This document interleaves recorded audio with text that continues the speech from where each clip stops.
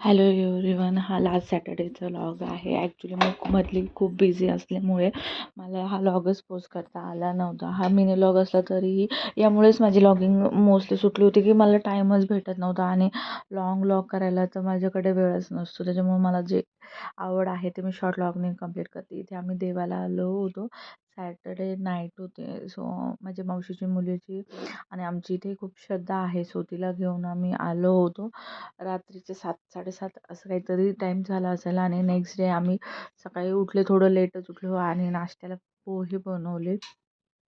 Side by side चहाची तयारी चाललेली होती. पोहे खाल्ले, नंतरनं स्वयंपाक केला, चिकनची भाजी वगैरे केली आणि मार्च असल्यामुळे संडे असून पण मी घरी काम करत होते. नंतर आम्ही तिची गाडी होती, सो तिला आम्ही ड्रॉप करायला अराऊंड 7:30च्या आसपास गेलेलो. पण तिची गाडी लेट येणार होती म्हणून मग तिला आम्ही तिथे सोडलं आणि घरी आलो.